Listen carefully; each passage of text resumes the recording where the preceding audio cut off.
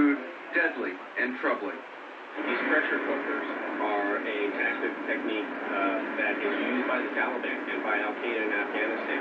They're very effective weapons. They try to pick these pressure cookers up wherever they can, and they use them to make their IEDs. The FBI is investigating it as an act of terrorism. Anytime bombs are used to target innocent civilians, it is an act of terror. Terror, he went on to say, murder, maiming, traumatic amputations by persons unknown, nationality unknown, allegiance unknown. His Homeland Security Secretary ruling out a broader plot, a high-level source going further. Anderson, a senior U.S. official, is now telling me that, quote, there is no reporting indicating a foreign connection or any reaction from Al-Qaeda. So it might be the video that tells, or the forensics.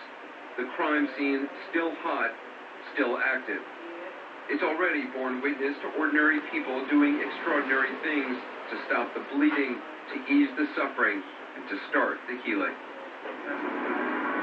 More now on the investigation. The FBI saying fragments of a pressure cooker were found at the scene, as well as shreds of what might be black nylon bags. That plus that new photo that we showed you a minute ago that might, and I repeat, just might, show a bag at the site of the first bomb blast. Drew Griffin and John King are with me here, tying each working their sources as they have been over the last 24 hours. John, what are you hearing the latest on this? I just got some information from a Boston law enforcement source that says in addition to the pressure cooker, they say it's undeniable. They have a twisted top of a pressure cooker. They believe it's about 6-liter capacity. They believe it's 2 identical devices or very similar devices. But I'm also told a partial circuit board was recovered in the same area among the debris. That also has been sent to Quantico. The suspicion, and they need to send this down and confirm it, but the suspicion is it was some part of the circuit board was used as part of the detonation. And now this all goes off to Quantico.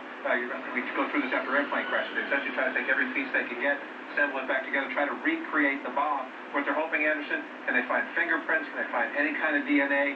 Something from the backpack? And if you can't get personal identification items like that, look for serial numbers, brand names, at least try to figure out where was the pressure cooker, where might the bag have been bought, and then try to go from there and try to figure out who might have bought it. Are you getting a sense from your sources about where this investigation stands? Because they are still appealing for help in terms of getting more pictures out there. They're giving out a fair amount of information, which is sometimes kind of rare for the FBI. And you could tell from the special agent in charge today, this news conference, that Drew has a lot of experience with this too. Making a public appeal, did you see anything? Talk to anyone who was talking about the marathon? Know anyone who had a heavy black bag in the days up to it? It essentially tells you that they have a good idea of what happened, but they have very little idea of who did it. They've looked at all the video. I was told by one source they have frantic review of as much video as they can get. They have some possibles in terms of the devices and the placement, but I was told they have zero evidence.